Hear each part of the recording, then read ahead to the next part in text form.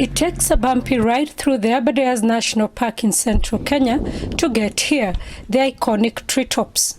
Welcome to Treetop. Thank you. Yeah. This is where I used to stay, and I used to spend night here waiting for... It is here that we meet 68-year-old Amos Ndegwa.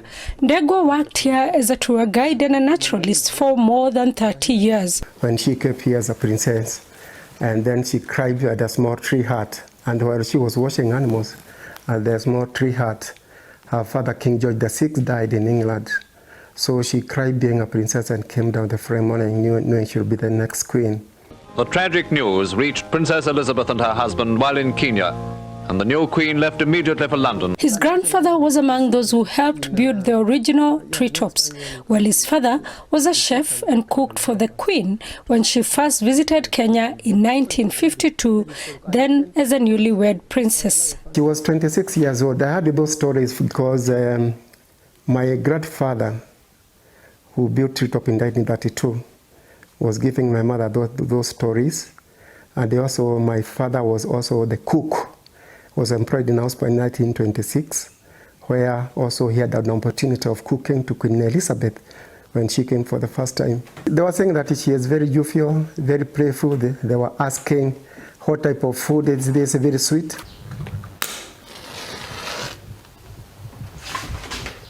Ndegwa lights candles in front of the Queen's portrait, a tribute to a woman who has brought the treetops fame and fortune. I was very sad because Queen Elizabeth to me means a lot. She's like my mother. Nyeri, where the Queen visited, was a center of resistance against the British. Since that visit in 1952, the treetops has been rebuilt 4 times, each depicting the generational changes in the country. The original treetops was destroyed by Mau Mau fighters in their push for freedom from British colonialists. So maybe they thought when they banned Treetop Lodge, they will put pressure to the government to give them a chance for negotiation. A walk through the hotel is akin to walking in the footsteps of the young princess and later queen, depicting her successive visits. The room where she slept in 1983, now christened the Princess Elizabeth Suite.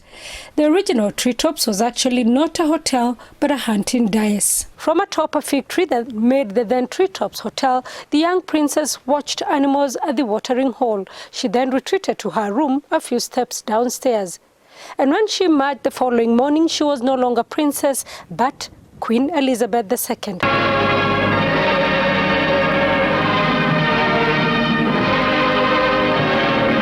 Her accession to the throne followed the death of her father, King George VI.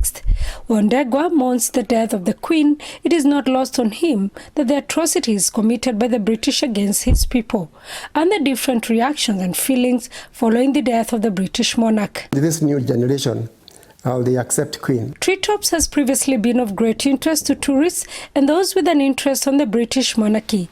The hotel has, however, not been spared the effects of the COVID-19 pandemic. Fortunately, after the pandemic, the hotel was closed down and all the staffs are laid and they are just staying at home without having any job. For now, Ndegwa spends his days here welcoming journalists keen on documenting news of the Queen's first steps to the throne. He knows only too well that that interest is likely to wane once the remains of the British monarch are interred on Monday.